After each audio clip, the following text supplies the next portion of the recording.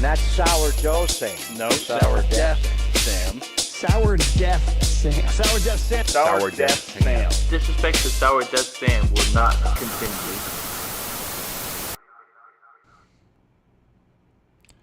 Welcome. What a fucking week. It feels like another one of those 49ers weeks that feels like it was actually 5 or 6 weeks.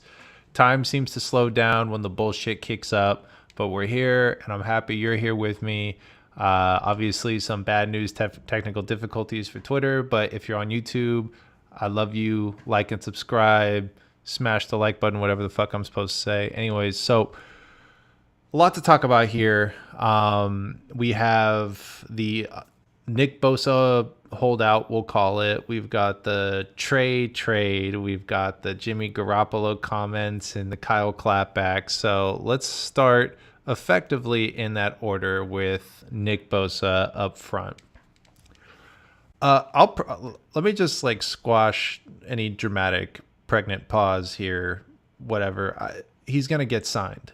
I don't think they're going to trade him. As much as I like to put kindling in the fire as far as stirring up shit on Twitter, I think it's pretty evident that not only do they have zero interest in trading their effectively super stud defensive end who will clearly be a generational player, but they will be resigning him. I don't have any proof. But I think based on my gut instinct from the press conference, from the situation at hand, I have to believe that Nick Bosa will have a contract in his hand. But the question is, what kind of player are we going to see week one, if that's when he shows up, against the Steelers? Even if he signed his contract today, I think there would be people who still might think he might not have enough time to properly be conditioned for week one in the NFL. What I will say is this. Nick Bosa is not a normal human being. He's not the kind of guy who shows up to camp in OTAs out of shape. This is part of his lifestyle. This is the kind of guy he is. He just is the forever in shape defensive end, which is frankly part of the reason why you enjoy the idea of paying him so much money, is because you know he does all the right things not only during the season but when the season is over. I feel pretty confident that he's going to be able to play week one just fine. He is a specimen. He does not need to get that much more warmed up. Obviously getting time in camp to be with the younger guys, to be with the new defensive coordinator would have been ideal. But this is someone who is built to chase quarterbacks in his DNA. Do I believe that his week one performance will be at par with his week 8 performance? I think there will probably be a little bit of a ramp up, sure. But what are we talking about here? I want Nick Bosa on the field week one. He wants to be on the field week one. And guess what? If he's on the field week one, it's better for our team than if he wasn't. There is no situation where there's a fall off of, well, Nick Bosa was here week one, but he didn't get all this training camp OTA time in, so therefore we should play our backup. Because no. Stick Nick Bosa in the starting fucking lineup, call it a day.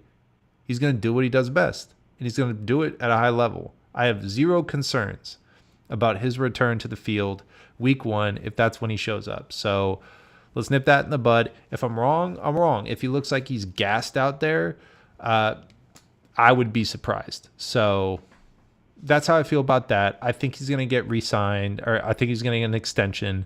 I think he's going to be probably the highest paid defensive player in the league, at least eclipse Aaron Donald. And you have to believe that's sort of where they set the benchmark for his contract. And I think he's going to be a happy guy. I think he's going to be in shape. I think he's going to be fucking rich. And that's going to be a blast to see. Trade him to Indy for...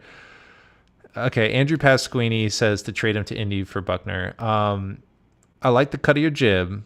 I'm not going to entertain that. but I love you. We got Randy Daytona. I'm here where the F is, everyone. I spray painted the start time everywhere. Hey, I appreciate that. If there's one thing I encourage on this show, it's vandalism. Just vandalize as many things in your neighborhood as you can with my name on it. But if the cops call, it's your fault. That's how I feel about that. Okay, we're moving on to the practice squad results, right? Okay, so the dust has settled.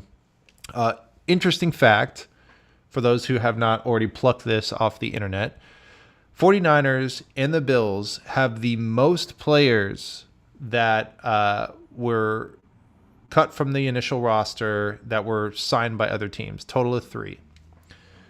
What does that tell you? It tells you that as much as we've been hard on our team about our depth, there were more players that we found willing to part ways with that other teams wanted dibs on. And that's good news. I mean, testament to what? Who's to say? But at least it's some sort of quantification as far as the type of talent we were capable of letting go and other people finding incredibly valuable. Deshaun Jameson was a sad parting. He got signed. I wish him all the best. Il Manning, who Brad Graham loves to death. I appreciate him always keeping his eyes on the line because it informs me in ways that I normally wouldn't have perspective on, because I'll be real honest with you, it's not normally the position group I focus on when I'm watching tape. I like the flashy guys. I like the quarterback. I like the wide receivers. I might appear on the sidelines, watch Kyle Shanahan throw his fucking play card up or something. That's the kind of stuff I like to focus on.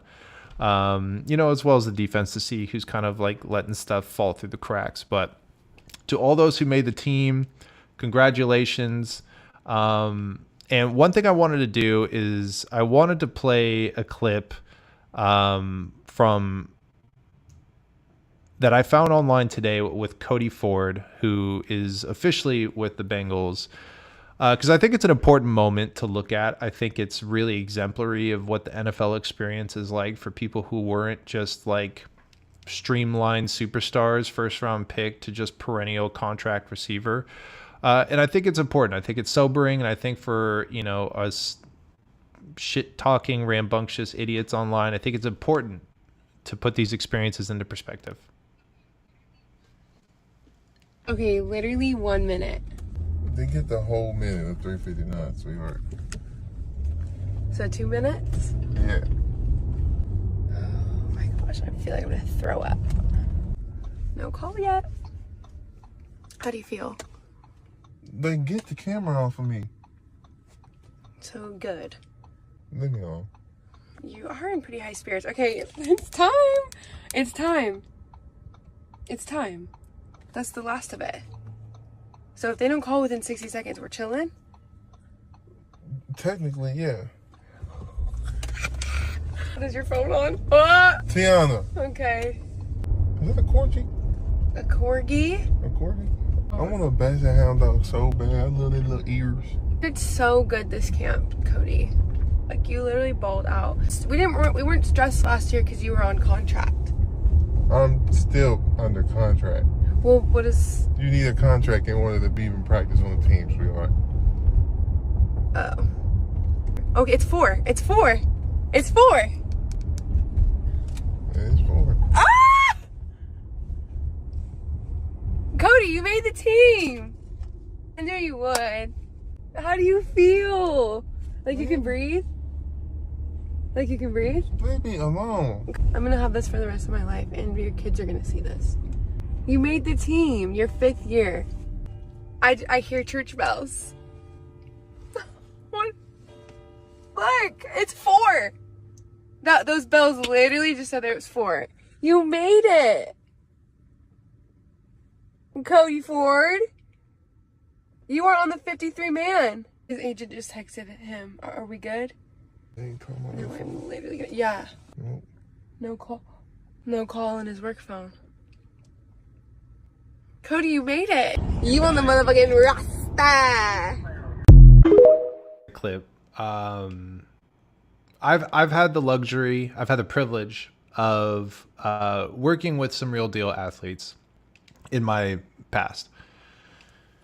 And I think it's really important to keep in perspective that these guys are human. Like, these guys are really trying to live their dream. And it's really fucking hard to make it into the NFL. And there are people who were anointed from an early age and they just breezed through college and number one draft pick, and just like everyone thought they were going to be total perennial superstar and contract after contract, right? That is a very thin minority of players. There are so many exceptionally gifted players who either had one of the worst days of their life today, or they were able to hold on to their dream for another day. So I implore you to always be, cognizant of this reality, because the truth is we can sit around and throw around the fact that, these guys are millionaires or whatever, but the reality is that a lot of these folks are holding on to this dream. They've been holding on to this dream since they were young by a thread. Because frankly, sometimes in college, you're not even guaranteed that sure bet starting job. So to those who did make the team, to those who were able to keep their dream alive and to keep doing what everyone in their life from when they were a kid told them they were born to do, congratulations, because this shit is not easy. And I think there needs to be more people with a fucking camera and a microphone to acknowledge that. So that's my piece for today. So let's transition into a fucking kicker controversy.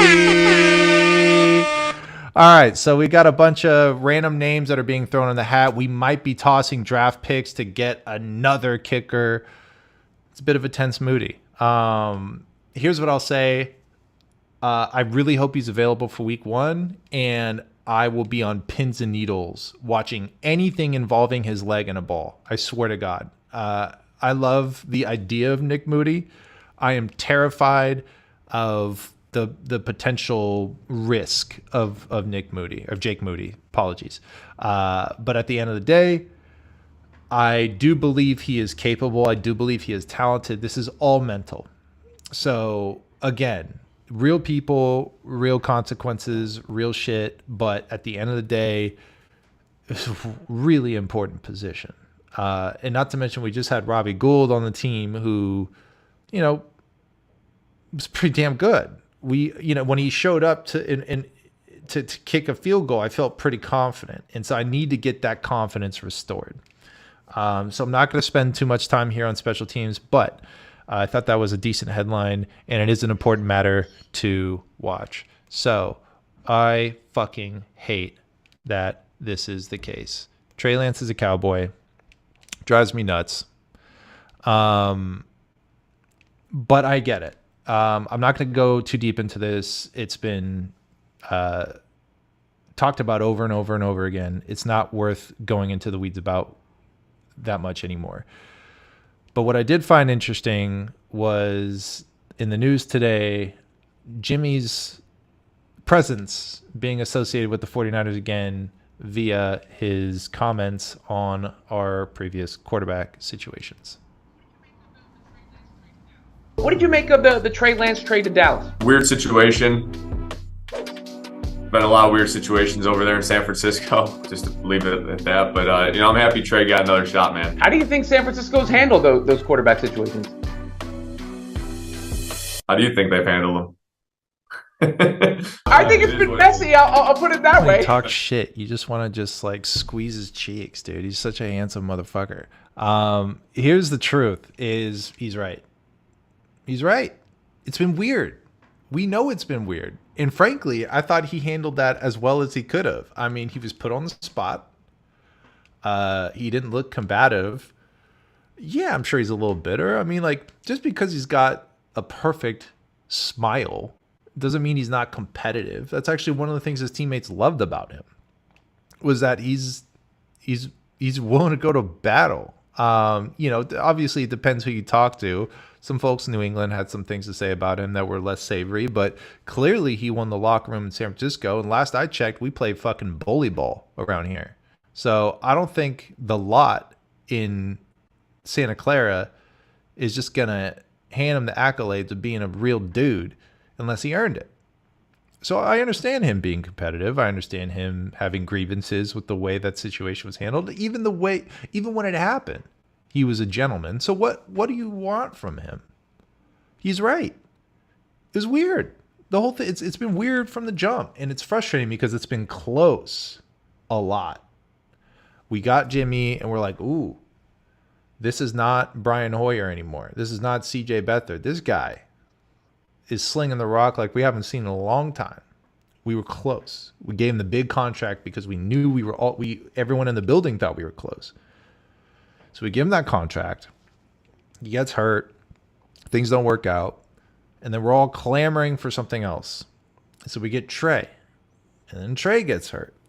And then we don't know what to do because we got Trey kind of needing reps. And then we have Brock who comes in. And again, feels like we're close.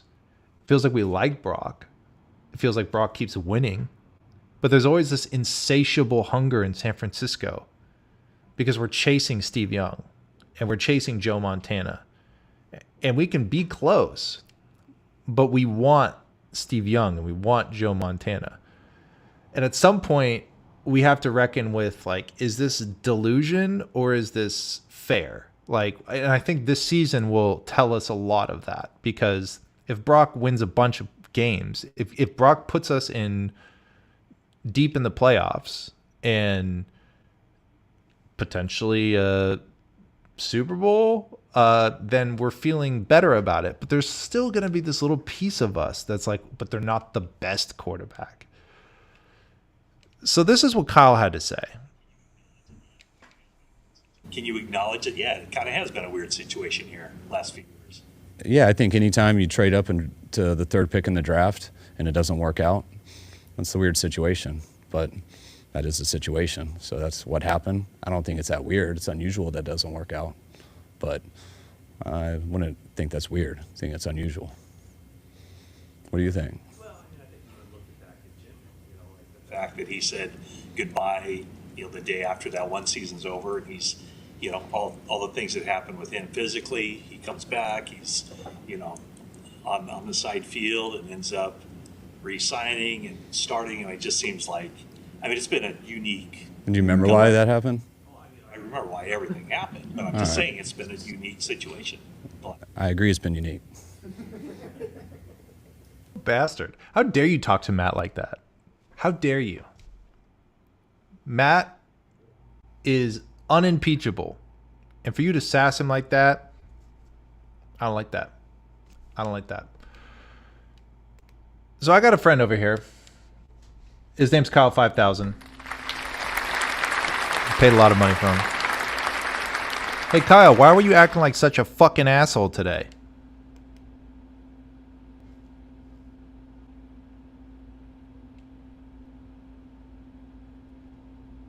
Sorry if I came off that way. Let's discuss what's on your mind.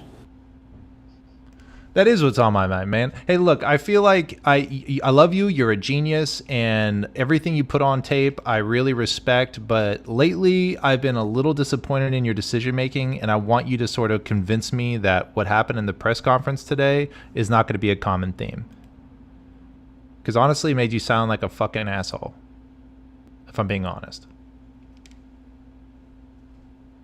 I understand your concerns. Press conferences can be intense, and emotions can run high. I always aim to do what's best for the team, and sometimes that means making tough decisions. I'll work on my communication and ensure that the focus remains on the game and our players. Your feedback is valued. All right, I can deal with that. So I got Brett Rumbeck coming up on the show. How do you feel about him? And be nice. I don't want you to be an asshole again. Brett Rumbeck, he's an astute film watcher and a friend.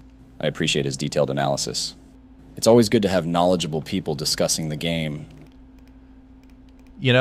as Nick Bosa would say, couldn't agree more. Couldn't agree more. We got Brett coming on the show today.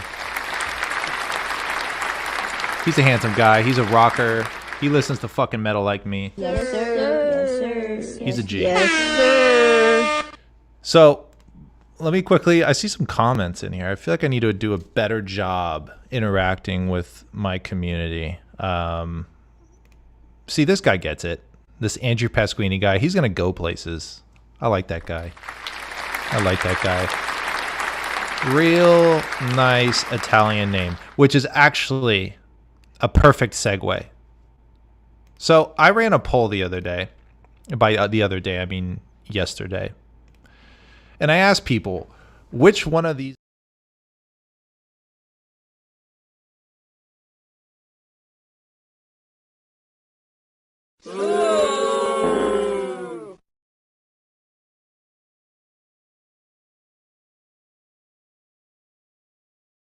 these names. I'll tell you which ones I'm the most proud of. Actually, Vinny Carpaccio.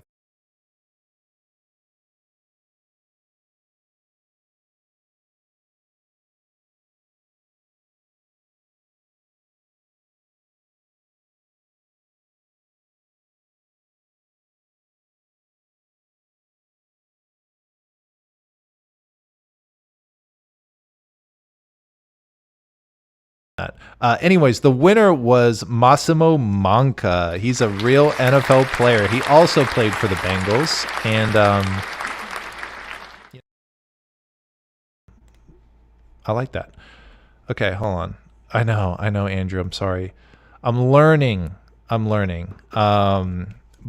learning is what we do here. Yes, sir. Yes, sir.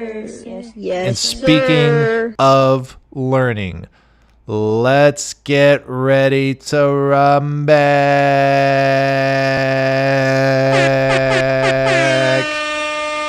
Hell yeah, brother. All right, we have Brett on the show. I am very excited about this. Let's bring him on right fucking now. What's going on, Brett? That was quite possibly the best talk up ever. Doug, I had to do you right, man. Brett is not only a esteemed film watcher, as Kyle said. He is also a wonderful person and a man of diverse taste. Brett, can you give a little introduction of yourself and how you became so fascinated with the intricacies of 49ers football? Let's see if we do this quickly. Let's see. I'm originally from Central California. I'm from Turlock. I live in Idaho now. I think anybody who grew up in the 80s might remember the Macy's 49er tape with Super Bowl 16 and 19 on it. And Bill Walsh was on the cover. It was a VHS. And on those, they had a play call in Super Bowl 16. And I'll never forget it. It was brown right slot, F right, halfback counter, 14 ho. And I was like 8 or 9 when I got that. And I made it my goal to figure out what the hell that play was. How old were you? I think I got that when I was 8 or 9. But I never forgot it. And I wanted to figure out what that meant. And it took some time, thank God for the internet. And all of a sudden you went from not knowing to there was a ton of knowledge out there. And it was a matter of trying to find the right people and then breaking it down. So when I first got started with it, like the plays were a mouthful. It was a real step up from a high school play, like, Ted Wright, 44 power, 44 kick or whatever. Plays were longer. It's like that old George Carlin bit about sentences and words that have never gone together. I think I don't have it right, but it was something to the effect of George said, honey, let's start a smack habit and move to Serbia. Well, that's an NFL play. There are a bunch of nouns and numbers and adjectives that don't make any sense, but you probably have people on here that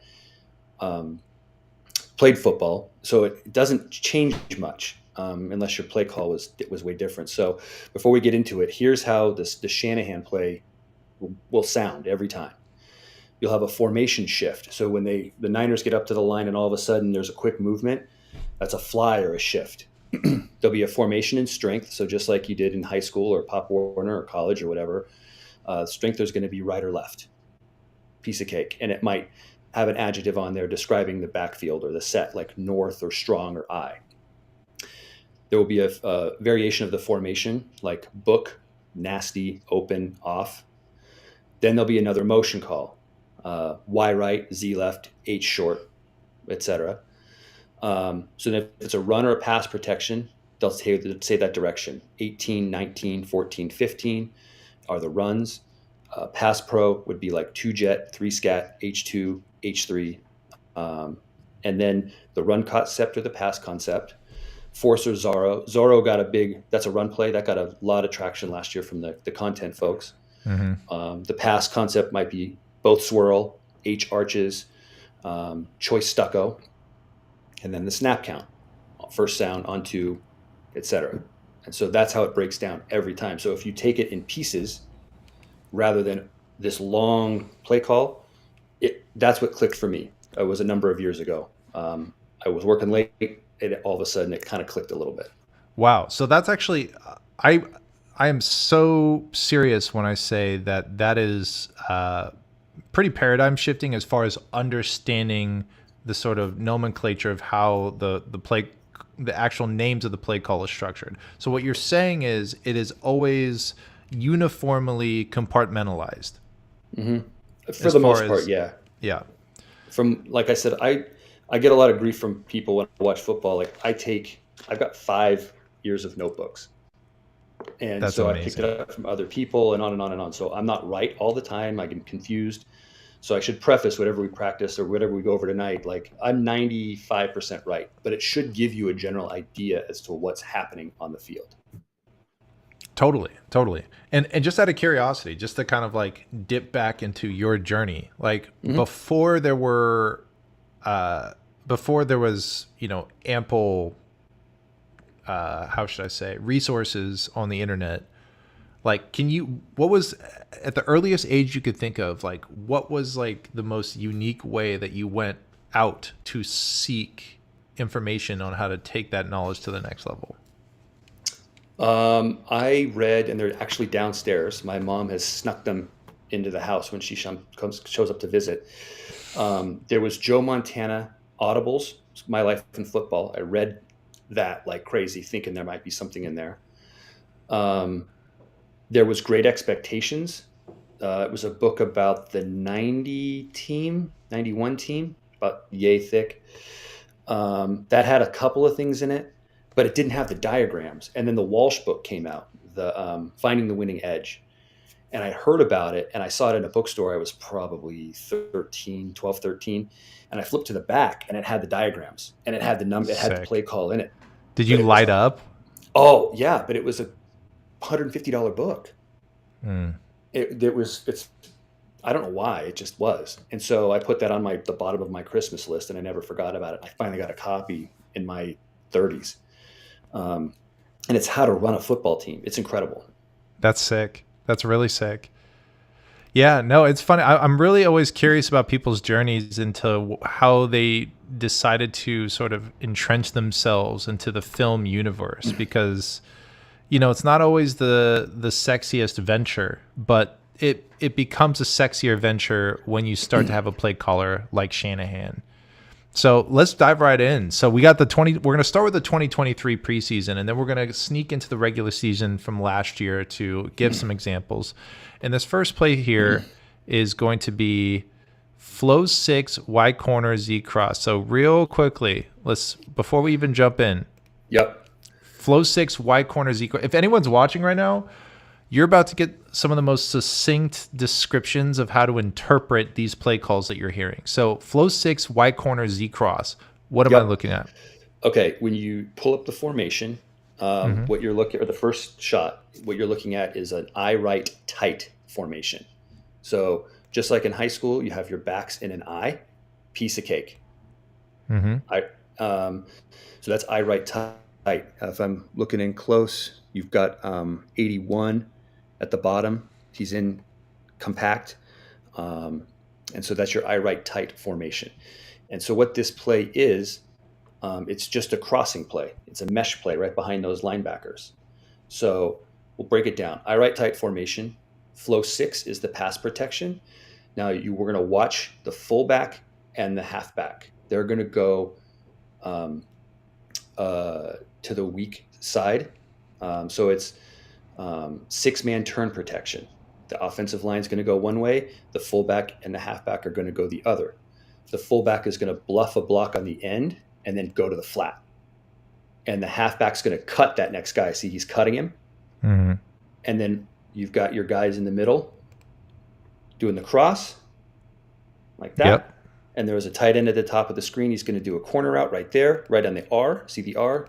And then he's open up in the flat. I think our illustrious 49er commentators during the game called this like Spider 2Y banana. That's pretty much it. But that's it. That's the play. Beautiful. Now we got 300 scat X Dragon Lion Y over. So this one was in the second quarter. It was 2nd and 12 at the 49er 23 with 9:30 on the clock. And Darnold found Conley for 11. What the important thing about this one is we can get into the terms in a second, but this is old this is modified West Coast offense lingo.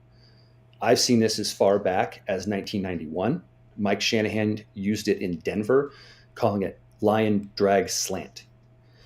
Bill Walsh ran something in the 81 playbook, I think, called 331X slant. It had the slant flat combination to one side. So that's dragon. A dragon is a slant flat combo. Lion is double slants, so 2 slants to one side. And then over tells the Y receiver to replace the middle linebacker. He goes where he was aligned and then sit. So again, the formation on this one was either far or trips. So far trips left, 300 scat. This is aggressive pass protection. It's a half slide. The line's going to slide to the right a little bit. And the back, with the scat term, the back has a free release into the play. And then the pass concept is X Dragon. So the slant flat combo, lion, Y over. So run it and I'll show you.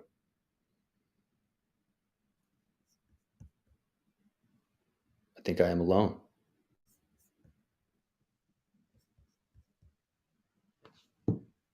Well, I have no idea if this is still going.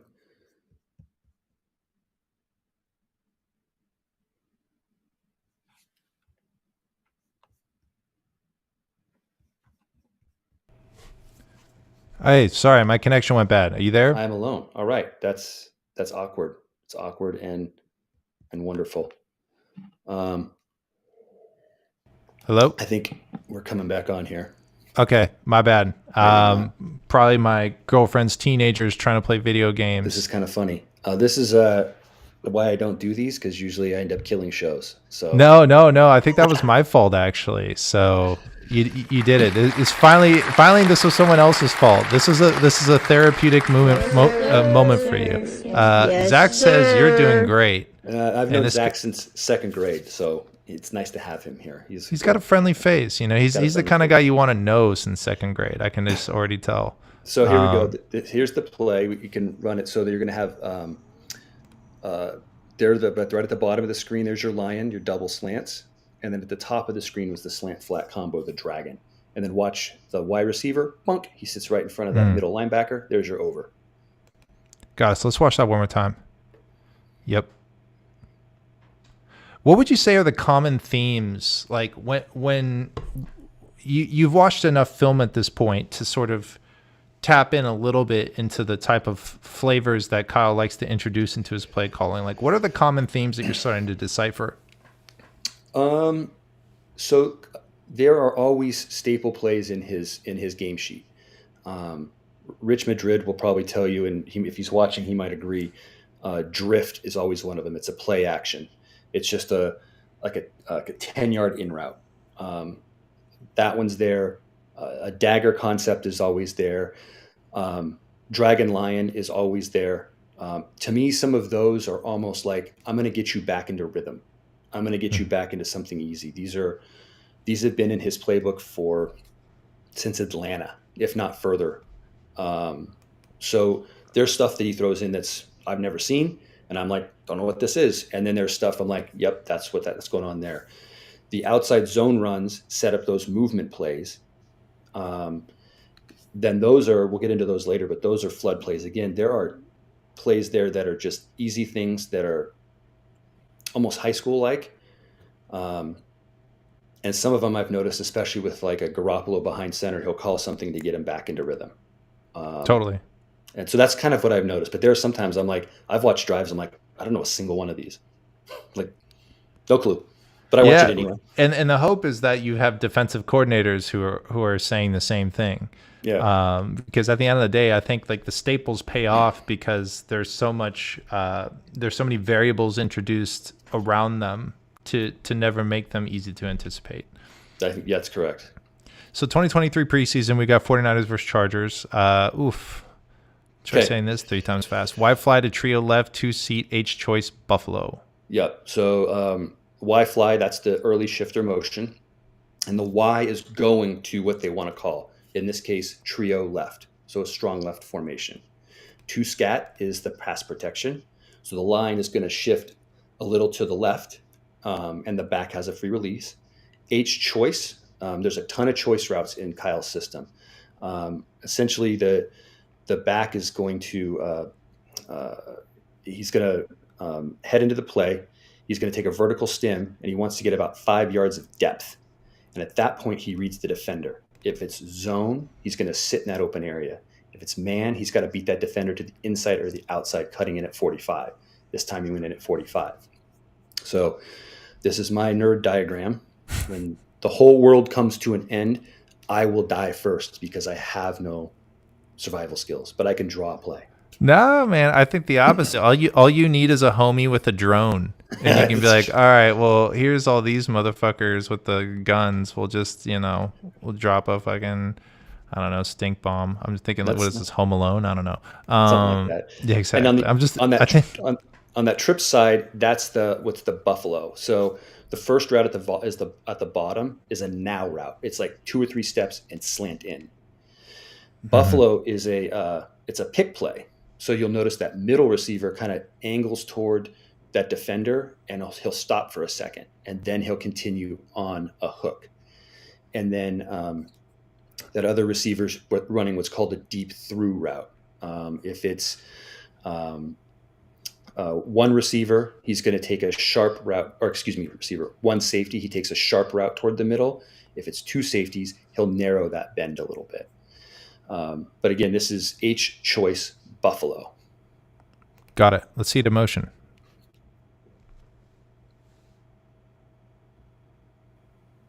And if you notice, that defender on the back started to go to the outside, so the back cut inside. He just reads that defender. You'll see it better on this angle.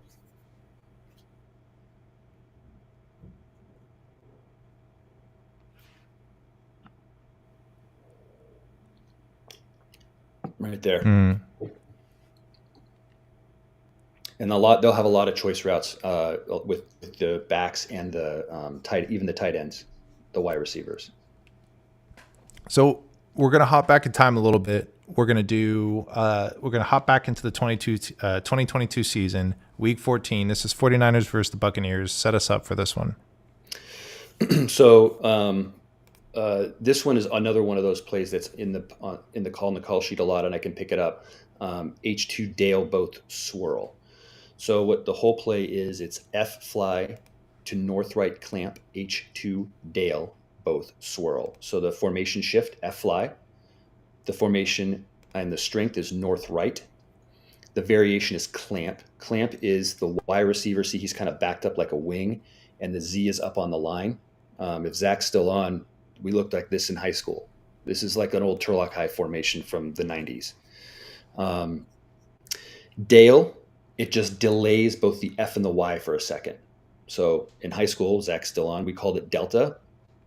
Shanahan calls it Dale. So they'll hold that block for a second before releasing into the flat. And then both swirl. Swirl routes are essentially, they're going to fake a corner and then come around and break back outside at about 15 yards. They ran this last week against the Chargers in the first quarter at the 128 mark. So again, F fly to north right clamp, H2 Dale both swirl.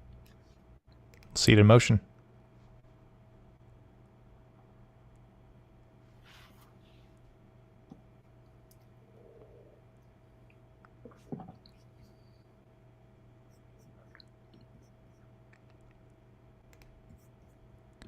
And this is the protection. So the H2 protection, it's 7-man that's going to slide 4 offensive linemen to the weak side, and then 2 offensive linemen to the widest 2 defenders. So I get frustrated with when people talk O-line play. They, the casual thing is he has a man. He doesn't have a man. He has a gap. So if I'm sliding to the left, my responsibility is not to my right. And so that's what's happening here is they're just sliding a little bit to the left, to the weak side.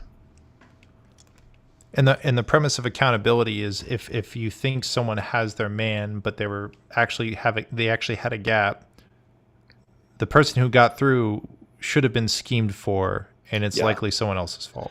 That's the hard part about film sometimes is there's tons and tons of line calls and you can't hear them. So sometimes you can see, okay, yeah, that was definitely like a mess up there. And sometimes it's like, I'm not sure what they called, and they could change those calls anytime. So I try to stay away from it unless it's really obvious. But this one's pretty clear what we're looking at of the H2 protection. Let's take a look.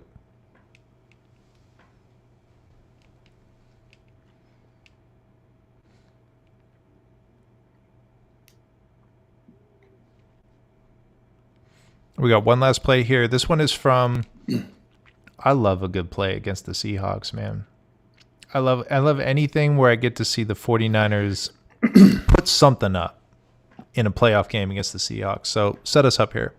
So this is the movement play I spoke about earlier. These movement ones are built on the outside zone runs, and essentially they're flood plays.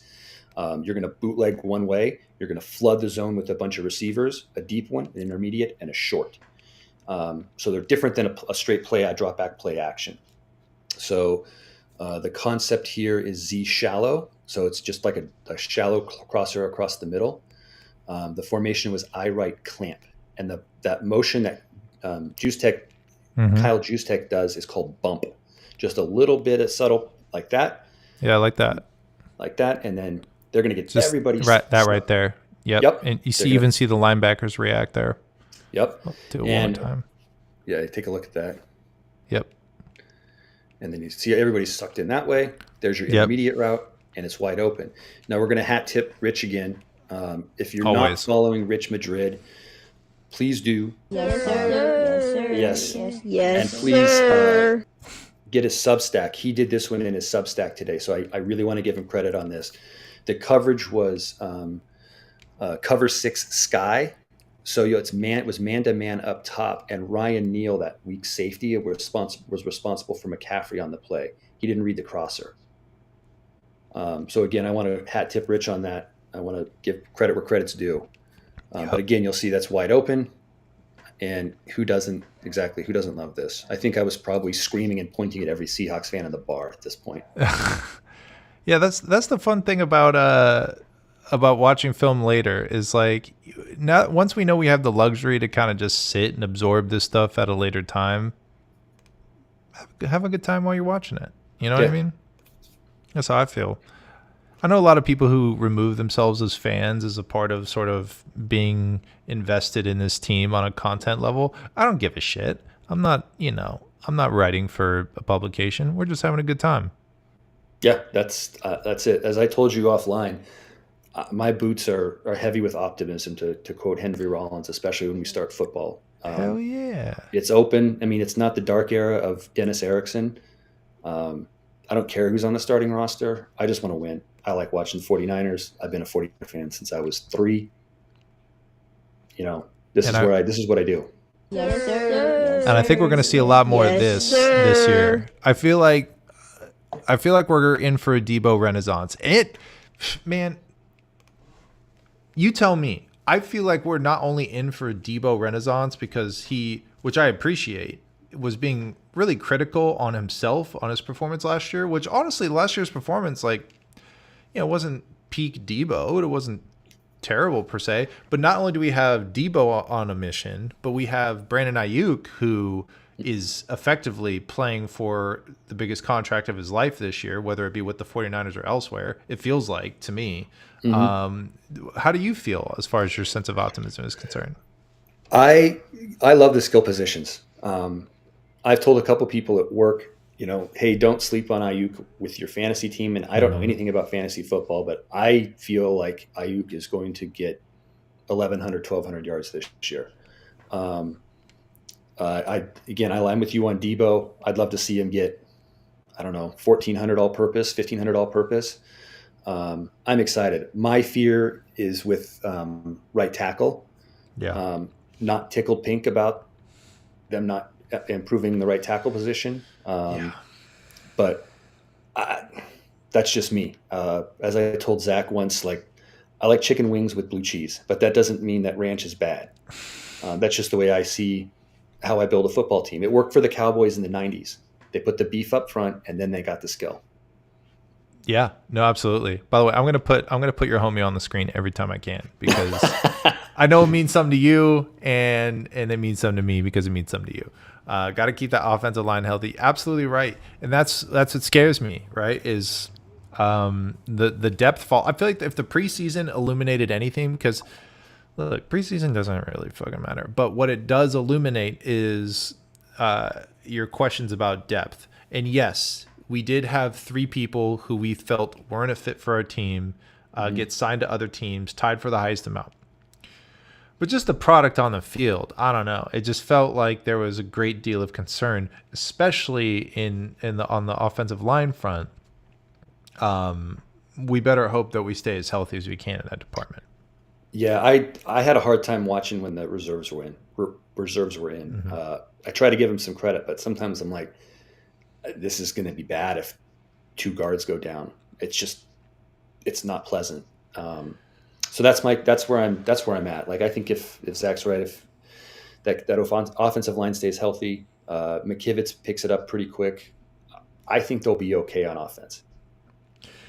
I mean, they could be prolific on offense if it clicks, right? I mean, as you mentioned, the skill players. I mean, just the fact that I feel like I take for granted the fact that McCaffrey was just sort of thrown into the roster midway through last season.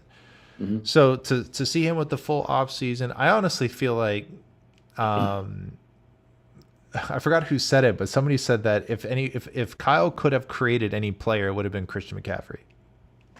And now that Kyle has the ability to really have that connection with him, to know, okay, now you've had the full off season with us. Now you really know how the playbook works. I mean, now you know how everybody functions in this ecosystem. I feel really, really nice about the collection of players. But ultimately, if the offensive line, if the levees break, we're sort of in trouble, because if the offensive line is not functioning properly, then a lot of the facets of Kyle's offense are going to struggle significantly. I absolutely agree. And to leave everybody with one more positive thing on the offense, all of the starters have been in this system. There's nobody new to learn how it sounds, what it looks like, what it feels like. Even the reserve running backs, okay, McCaffrey sits out a player too. You've got Elijah Mitchell. You've got Mason. You've got Davis Price. Everybody that's at a skill spot knows the system. So there's not a learning curve for anybody. And I think that could be a small X factor. Totally. And that's an excellent point. We as 49ers fans have had many eras of or modern 49ers fans have had eras of lack of continuity. And we are at a stage right now where, I don't know, it feels interesting, because on one hand, that is absolutely correct. We have all these people who are coming back. They're all familiar. It does feel like this is kind of more of a make or break year than I would like to admit. Not make or break, but it's a real pressure test for whether or not the Super Bowl window really exists still or not. Because I've seen rosters who are hyper stacked in my previous life that never executed at the level that I hoped they would. And one of the things I keep thinking about is how the 49ers always start slow. And my greatest fear in the world is what if we start slow and it never clicks, right? I don't know if it'll get there. I don't think it'll get there. I think you and I are both on the optimism train, but it does feel like, especially, I don't know, personally, it feels as though things are a little bit more intense as far as making sure we have the results. That's just how I feel. No, I totally agree. So, but thank you for having me. This was a lot of fun. Yeah, Brett, you're the man. Thank you for hopping on, man. And I appreciate your friend for sticking it out with us. It means a lot. And yes, sir, you have a great night, man. You too, bud. See you. Take care. Okay. It's just you and me, baby. I've always wanted to tell you, I think you are the most beautiful person. No one else, just you. Speaking of beauty, there's nothing more beautiful than affirmations. And I think it's time for us to dish out some affirmations. I need a happier chord than that. There you go. Who do I start with? Brock, dude. You put up some great preseason performances. Now is your chance to show the world that you were destined to be that fucking guy. And you seem like a good dude. Just, get it done. We won a Super Bowl. It's not too much to ask. So do that. Jake Moody, I believe in you. I made a hype video for you, dude. You got this. I believe in you. You're going to do great. Week 1, you're going to hit all the field goals. Kyle, just chill the fuck out, dude. Everything's going to be chill. You don't have to sass Matt Mayoko. All right, that's my fucking guy. Lay off. And John Lynch, just lock Prague Maroth in a closet, dude, and just get it done. Yeah, and everyone who made the team. Congratulations, because that shit is hard. All right.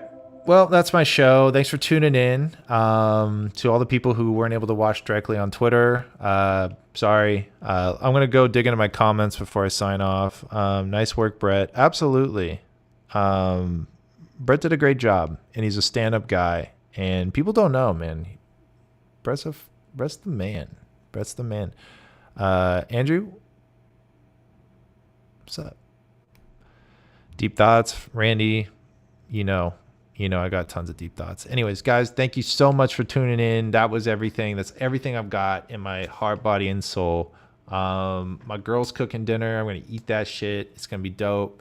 And appreciate you guys for hopping on. And, have a safe weekend.